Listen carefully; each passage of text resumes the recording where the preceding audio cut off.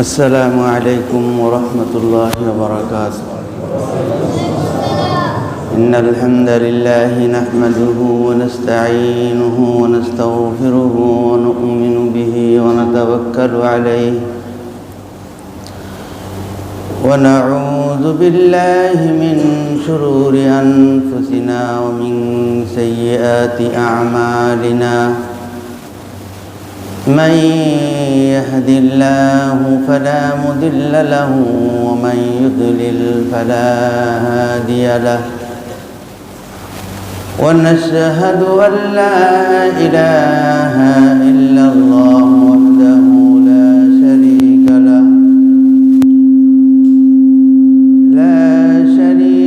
له ولا نذير له ولا وزير له ولا مثيل له ولا مشير له ولا معين له. ونشهد أن سيدنا وسندنا وحبيبنا وطبيب قلوبنا وطبيب أرواحنا ومرشدنا ومولانا محمدا عبده ورسوله الذي أرسله بالحق بشيرا ونذيرا وداعيا إلى الله بإذنه وسراجا وقمرا منيرا. أما بعد فأعوذ بالله من الشيطان الرجيم. بسم الله الرحمن الرحيم. تبارك الذي نزل الفرقان على عبده ليكون للعالمين نذيرا. وقال الله تبارك وتعالى ورفعنا لك ذكرك. صدق الله مولانا العظيم. وقال رسول الله صلى الله عليه وسلم لا يؤمن أحدكم حتى يكون هواه تبعا لما جئت به أو كما قال عليه الصلاة والسلام. উপস্থিত মোহতারাম হাজিরিন, ওয়াজিবুল এহতেরাম মুআজ্জাজ মুসল্লিয়ানে কেরাম, আল্লাহ জাল্লা শানহুর লাখ কোটি শুকরিয়া। আল্লাহ রব্বুল আলামিন আমাদেরকে এই পবিত্র দিনে জুমার নামাজ আদায়ের উদ্দেশ্যে আল্লাহর ঘর মসজিদে উপস্থিত হয়ে দিনে কিছু আলোচনা করা এবং শুনবার তৌফিক দান করেছেন। এই জন্য সকলেই অন্তরের অন্তঃস্থল থেকে শুকর আদায় করি আলহামদুলিল্লাহ। সাউন্ডটা বাড়াইতে কমে গেছে আবার ঠাস করে। রবিউল আউয়াল মাস, আজকে 11 রবিউল আউয়াল। হযরত নবী আলাইহিস সালাতু ওয়াস সালামের দুনিয়াতে আসা এবং দুনিয়া থেকে বিদায় হওয়া এই রবিউল আউয়াল মাসে ঘটেছিল। হযরত নবী আকরাম সাল্লাল্লাহু আলাইহি ওয়াসাল্লামকে যে পার্বণ হয়েছে, হযরত নবী আকরাম সাল্লাল্লাহু আলাইহি ওয়াসাল্লামকে আমাদের প্রত্যেকের চেনা এবং জানার দরকার। রাসূল সাল্লাল্লাহু আলাইহি ওয়াসাল্লামকে আমরা জানি না, রাসূল সাল্লাল্লাহু আলাইহি ওয়াসাল্লামকে আমরা চিনি না। জানার দরকার এবং চেনার দরকার। জানা ছাড়া, চেনা ছাড়া যে হুজুরে পাক সাল্লাল্লাহু আলাইহি ওয়াসাল্লামের স্বয়ং সম্পূর্ণ এবং পরিপূর্ণ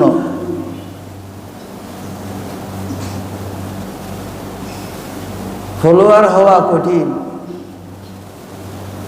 আল্লাহর নবী হযরত মুহাম্মদুর রাসূলুল্লাহ সাল্লাল্লাহু আলাইহি ওয়াসাল্লামকে আল্লাহ তাআলা সব জায়গার মধ্যে এস্টাবলিশ করেছেন।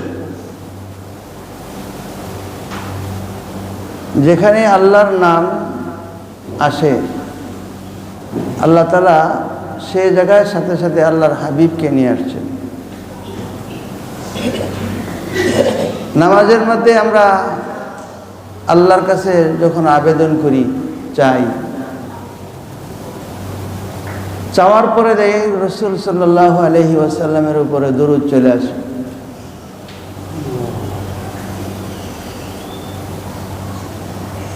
আল্লাহ পাক বলেন যে ওয়ারাফা'না আলাকা যিকরাক, হে নবী আপনার নামকে আমি বড় করে দিছি সব জায়গায়, আপনার জিকিরকে আমি বড় করে দিয়েছি। তো নবী আলাইহিস সালাতু ওয়াস সালামের জিকির, রাসূল সাল্লাল্লাহু আলাইহি ওয়াসাল্লামের আলোচনা, এই আলোচনা শুধু আলোচনার জন্যই আলোচনা না, আর এই আলোচনা শুধু শোনার জন্যই এই আলোচনা না, বরং নবী আলাইহিস সালাতু ওয়াস সালামের আলোচনা করা এটা একটা ইবাদত।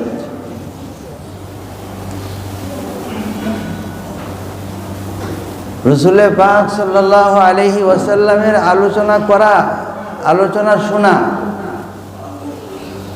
এই যে আমি আলোচনা শুরু করছি আপনারা শুনছেন, এই আলোচনা করা এবং এই আলোচনা শোনাটা এটা একটা ইবাদত।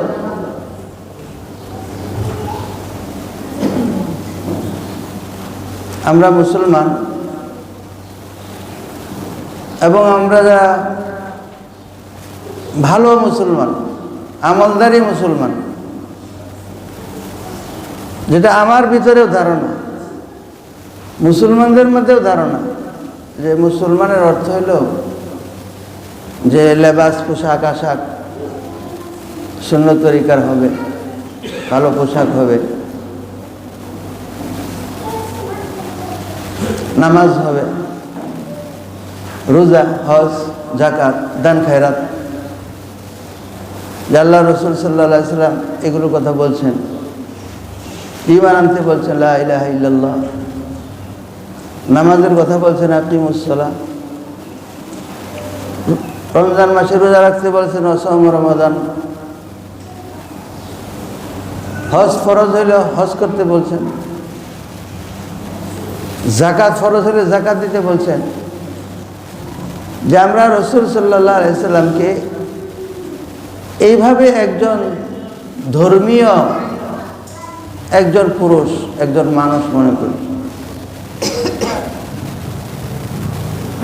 যখন মুসলমান এইভাবে দেখা শুরু করছে, তাহলে আল্লাহর রাসূলকে আংশিক গ্রহণ করলো আর বাকিটাকে বাদ দিয়ে দিল। আর যখন কোনো বস্তুর অংশকে বা আংশিককে গ্রহণ করা হয়, ওই জায়গার ভিতরে ফাটল তৈরি হয়, ওই জায়গার ভিতরে দ্বিধা সৃষ্টি হয়, ওখানে ভ্রান্তি আসে, ওই জায়গার ভিতরে গুমরাহি আসে। আমরা মুসলমান, যে আমাদের যে রক্ত আছে, এই রক্তের মধ্যে ইসলাম আছে। যে কেমন ইসলাম, যেহেতু আমাদের বাপ দাদা যতটুকু জানি তারা ইসলাম মুসলমান ছিলেন, সেই হিসেবে যখন আমরা পানি ছিলাম, ওই পানির ভিতরেও আমাদের এই ঈমান ছিল, ঈমানের রক্ত ছিল, এই হিসেবে যে আমরা মুসলমান। এবং এর জন্য আমরা গৌরবান্বিত এবং গৌরব করতেও পারি।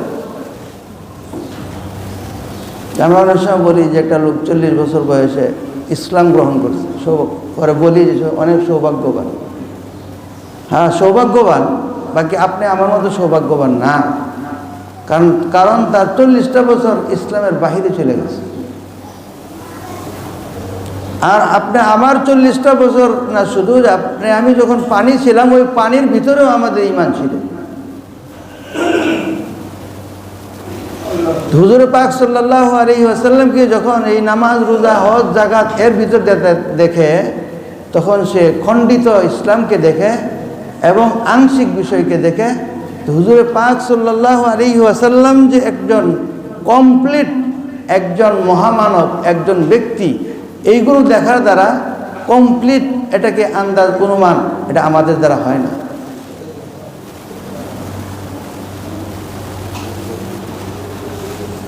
হযরত নবী আলাইহিস সালাতু ওয়াস সালাম যখন হযরত মা হালিমার বাড়িতে 4 বছর ছিলেন,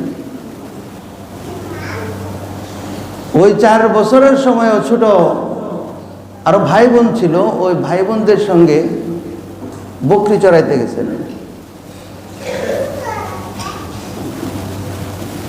ভয় পাইছেন,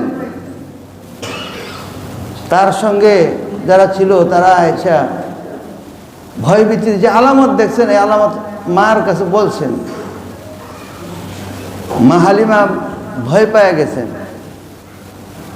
যে না, এটা কোনো যে বদ জিন বা এরকম বদ কোনো আসর হইতে পারে, এটা তো আমার কাছে নিরাপদ মনে হয় না, হচ্ছে না। তা আমি যাই যার সম্পদ তার কাছে দিয়ে আসি। এখন বিষয়টা হলো যে 4 বছর যে শৈশবের সেখানে ছিলেন, শৈশবের ওই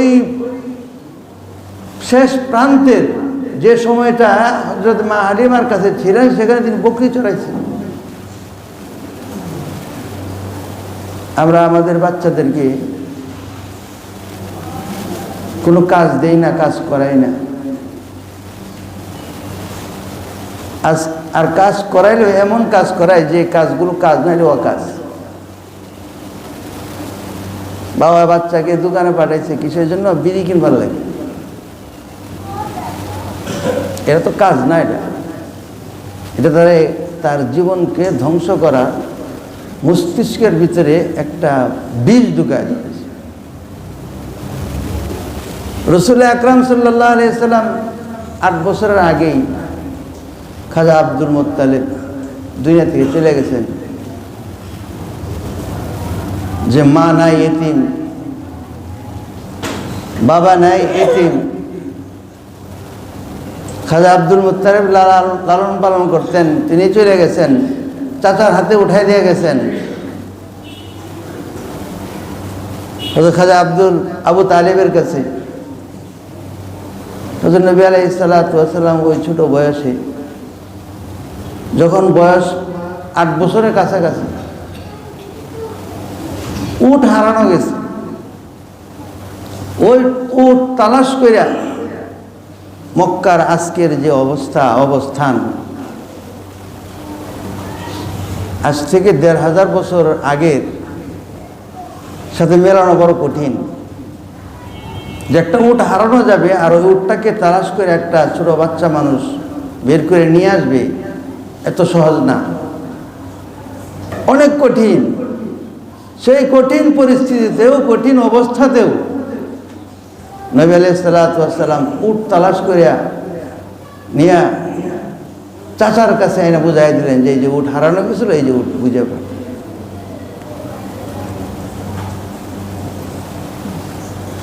হযরত রাসূল আকরাম সাল্লাল্লাহু আলাইহি ওয়াসাল্লামের বয়স 10 বা 12 বছর। এই বয়স থেকে তিনি ব্যবসার পিছনে ব্যবসা করছেন। প্রথম সিরিয়া সফর হযরত খাজা আবু তালেব তার সঙ্গে সিরিয়া সফর করছে। দ্বিতীয় শাম সফর, এটা আরো অনেক ঘটনা ঘটছে। তো এই ব্যবসায়ী সফর ছিল। এই 10-12 বছর বয়স থেকে নিয়ে 25 বছর বয়স এই পর্যন্ত হযরত রাসূল আকরাম সাল্লাল্লাহু আলাইহি সাল্লাম একজন কমপ্লিট একজন ব্যবসায়ী ছিলেন। কোনো ভুল নাই এর মধ্যে। একজন কমপ্লিট ব্যবসায়ী, একজন মানুষ যখন নেতা হয়, নেতা হতে হয় বা নেতা হওয়ার ইচ্ছা থাকে, তখন তার একটা অতীত ইতিহাস লাগে।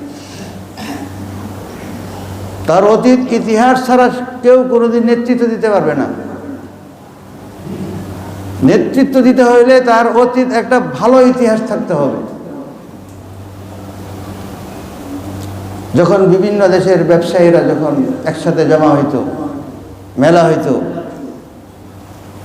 বিশেষ করে উকাদের বাজারের মধ্যে যেহেতু বেচা কেনা হয়, সেখানে ব্যবসায়ীদের মিলন মেলা হয়। হযরত নবী আলাইহিস সালাতু ওয়াস সালাম নাম ধরে ধরে বলতেন যে অমুক এলাকার অমুক ব্যবসায়ী, উনি কি আসেন নাই, না মারা গেছেন। তখন সাথে যারা বন্ধু বান্ধব আছে তারা বলতো, আরে তার নাম আপনি কিভাবে জানেন? আরে তার নাম জানবো না? কত জায়গায় ব্যবসা সফরে গেছি, তাদের সাথে উঠা বসা হয়েছে, দেখাশোনা হয়েছে। সবাইকে তো আমাদের জানা, সবাইকে তো আমাদের জানাশোনা। তা আল্লাহর রাসূল তিনি যেরকমভাবে চিনে, এরকমভাবে ব্যবসায়ীরাও চিনে। কেমনভাবে চিনে? যে তার নৈতিকতার কোনো ঘাটতি নেই, কোনো অভাব নেই। একজন আদর্শ ব্যক্তি, আদর্শ ব্যবসায়ী, আদর্শ মানুষের জন্য যে গুণ থাকার দরকার ভরপুর সেই গুণে তিনি গুণান্বিত ছিলেন,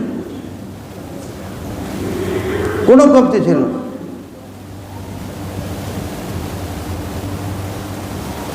এখন অবস্থা হলো এরকম যে আজকে সারা বিশ্বের যে অবস্থান,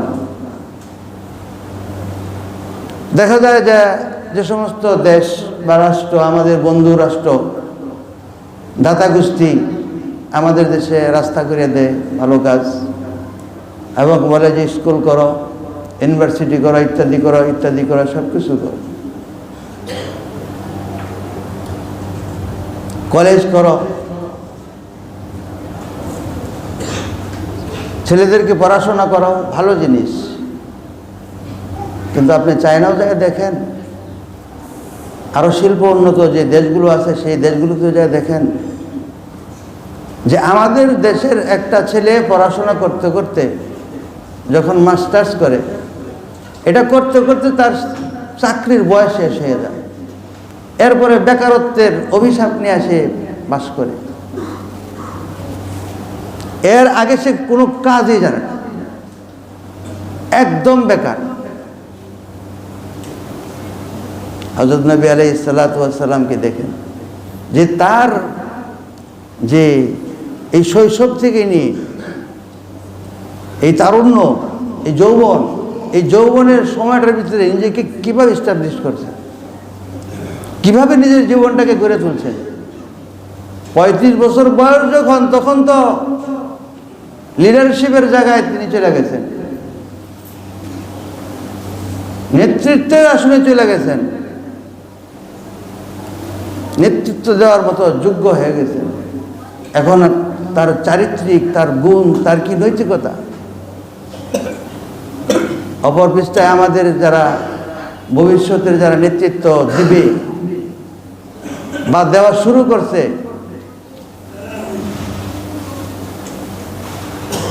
যেমন বিগত সরকারের সময় আমাদের স্কুল, কলেজ, ইউনিভার্সিটির পড়াশোনার মান অনেক নিচে চলে গেছে।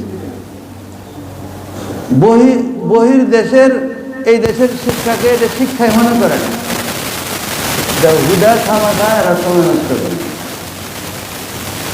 সেই জন্য জাতিসংঘে একটা টিম গেছে, দল গেছে, যে কয়েক কোটি টাকা খরচ করে, তো ওখান থেকে পরামর্শ দেওয়া দিল গ্রুপ স্টাডি করার জন্য। গ্রুপ স্টাডিটা কি? গ্রুপ স্টাডিটা হলো যে আমরা মাদ্রাসায় পড়ছি, তো আমাদের মাদ্রাসাতে এখনো গ্রুপ স্টাডি, আমরা মাদ্রাসা সবক পড়াই, দিনের বেলা যখন ক্লাস নেই, ক্লাস নেওয়ার পরে ছাত্ররা এটা বিকালবেলায় অথবা সন্ধ্যার পরে রাতের 9টা বা 10টা পর্যন্ত যে 10 জন 15 জন মিলে, এটাকে আমাদের ভাষা বলা হয় তাকরার করি আমরা। তাহলে যে ক্লাস পড়ার সময় উস্তাদ যখন পড়াইছেন, পড়ানোর সময় যে ত্রুটি বিচ্ছুতিটা ছিল, তাকরারের দ্বারা তাদের এই ত্রুটি বিচ্ছুতিটা দূর হয়ে যায়। আর এই কোটি কোটি টাকা ব্যয় করে ওই জাতিসংঘ থেকে যে ফর্মুলা নিয়ে আসছে যে গ্রুপ স্টাডি করতে হয়।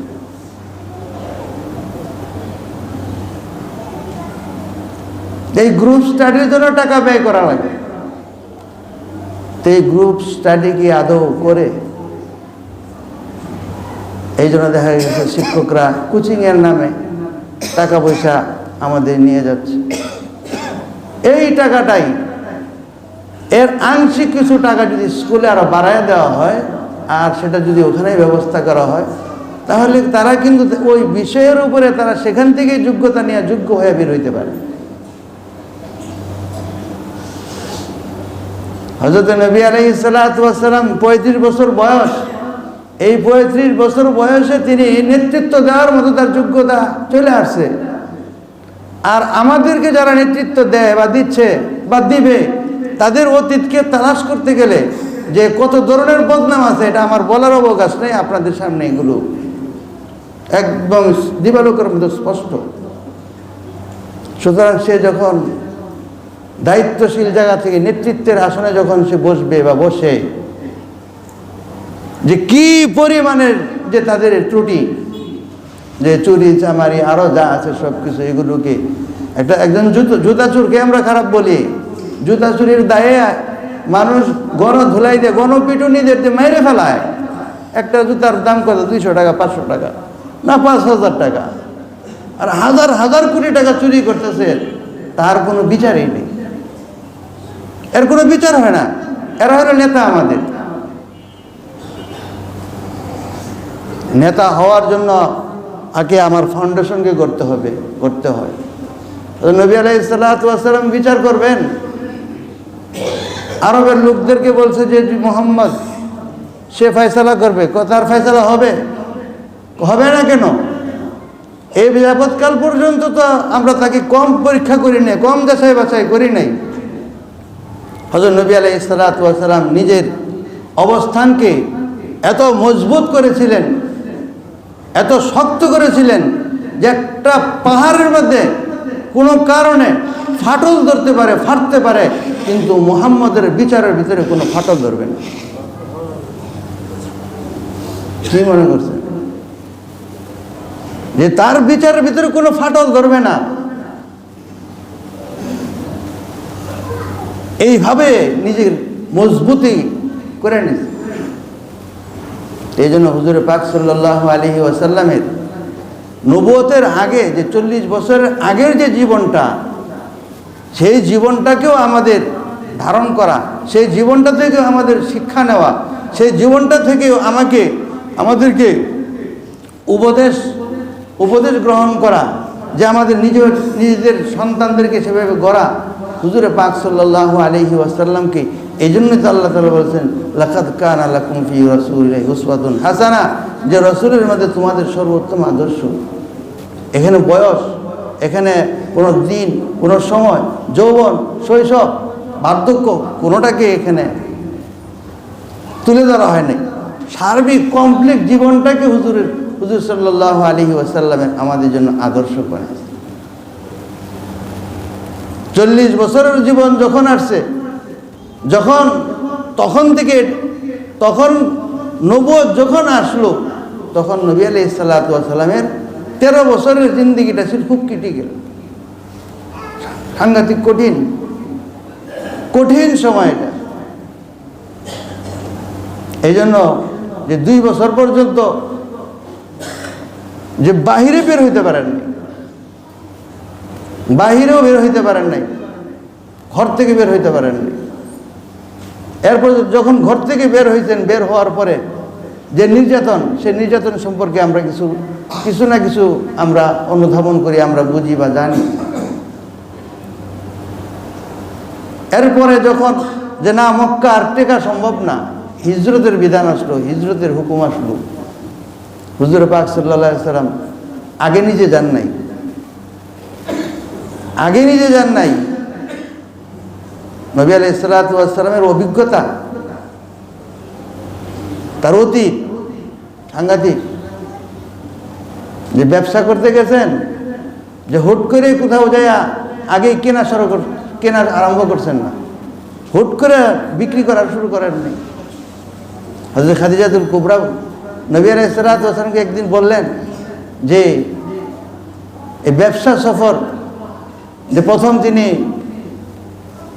ইয়ামনে গেছেন, এমন থেকে মাল কিনছেন, সেখান থেকে মাল কিনে সিরিয়া গেছেন, সিরিয়ায় মাল বিক্রি করছেন, আবার সিরিয়া থেকে মাল বিক্রি করে মাল কিনছেন, আবার মাল কিনে তারপরে মক্কায় আসছেন।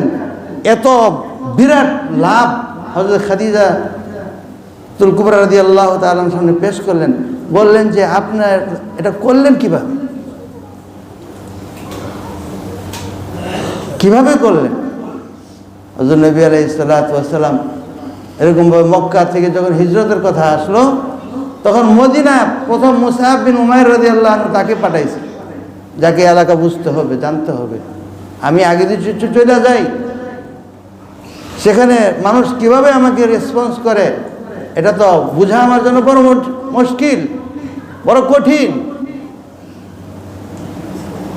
এই জীবনটাই পর্যন্ত শুধু গঠন করছে, সব চলে গেছে। আবু বকর রাদিয়াল্লাহু আনহুর সাথে রয়ে গেছে, হযরত উসমান রাদিয়াল্লাহু আনহু রয়ে গেছেন। হযরত উসমান রাদিয়াল্লাহু আনহু মদিনা হিজরত করবেন, এটা পারছেন না। তা আল্লাহর রাসূলকে বললেন যে আমাকে অনুমতি দেন। অনুমতি দিয়েছেন, হাফসা হিজরত করছেন।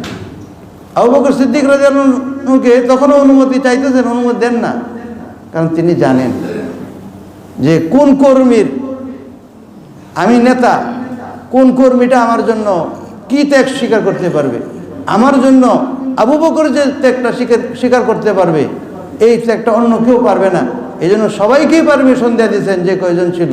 আবু বকরকে দেন নাই, নিজের কাছে রেখে দিয়েছেন।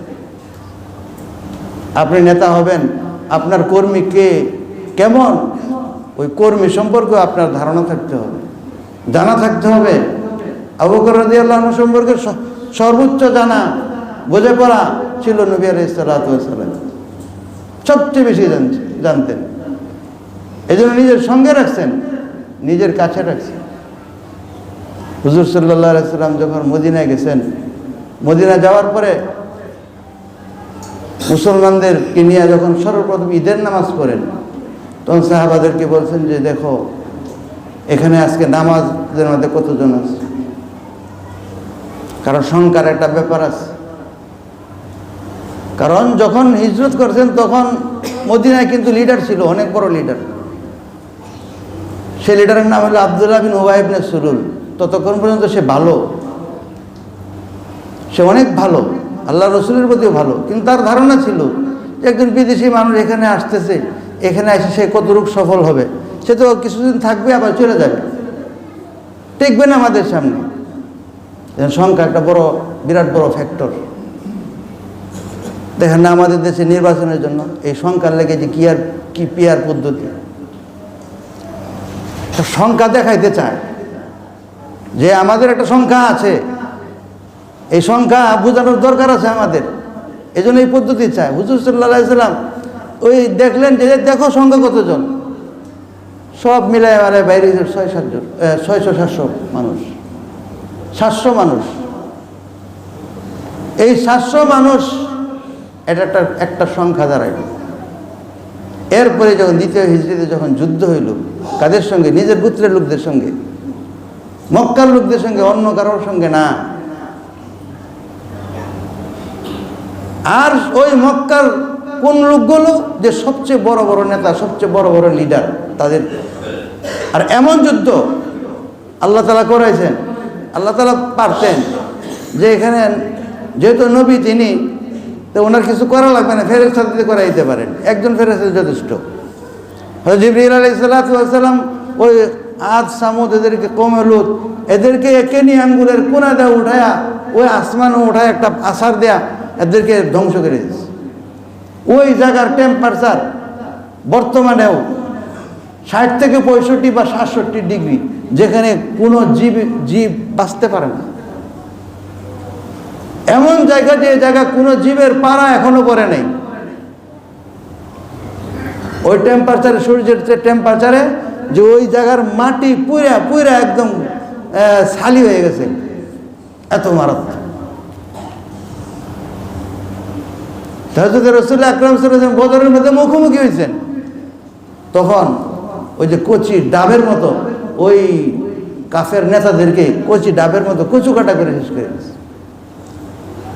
যখন এই অবস্থা দেখলো, তখনই আব্দুল্লাহ বিন উবাই বিন সালুল, যে মুনাফিক লিডার, সে লড়ে যে আরে ঘটনা কি, ওই দিন থেকেই মুনাফিকি শুরু হয়ে গেছে।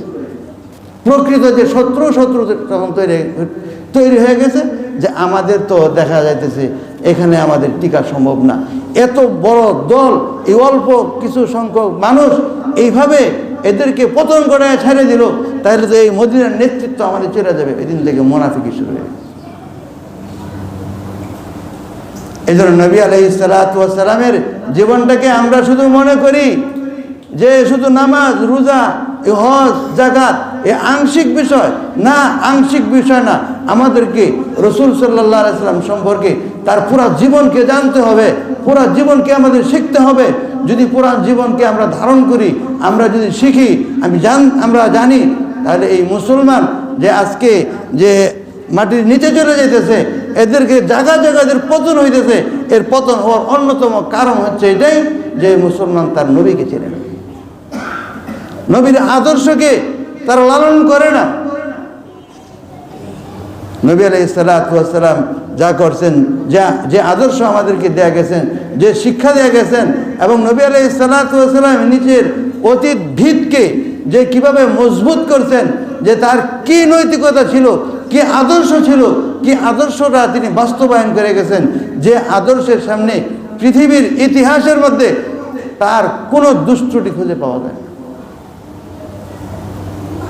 আমাদেরকে এমন শিক্ষায় দেওয়া হচ্ছে, এমন পচা জিনিসে আমাদের কাছে সাপ্লাই দেওয়া হচ্ছে, যার কারণে আজকে আমরা জাতিগত মুসলিম হওয়া সত্ত্বেও দেখা যায় আমাদের কোনো উন্নতি নেই, আমাদের কোনো অগ্রগতি নেই।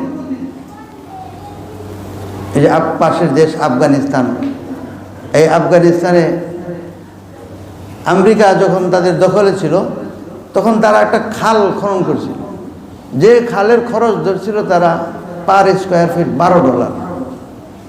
এই আমেরিকা যখন এখান থেকে যখন পালাইতে বাধ্য হইল, বর্তমান আফগান সরকার এরা যখন আবার এটার কাজ শুরু করলো, তারা দেখে যে এখানে খরচ শুরু হচ্ছে যে পার স্কোয়ার ফিট মাত্র $1.5 পাহাড় কাটছে। আফগানের যে অর্থমন্ত্রী আছে, একদিন বাজারে গেছে, এটা কত করে, 130 টাকা, এটা হবে কালকে থেকে 80 টাকা, ঠিকই পরের দিন থেকে 80 টাকা, পরের দিন থেকে 80 টাকা। তুমি যদি নবীর গোলাম হইতে পারো, নবীর আদর্শ যদি তোমার ভিতরে থাকে, তাহলে ডলার তোমার কথা চলবে। আর যদি তুমি নবীর আদর্শিক গোলাম হইতে না পারো, তোমাকে ডলারের কথায় চলতে হবে। কথা ঠিক কিনা? আল্লাহ তাআলা আমাদেরকে আমল করার তৌফিক দান করুন। ওয়া আখিরু দাওয়ানা আলহামদুলিল্লাহ।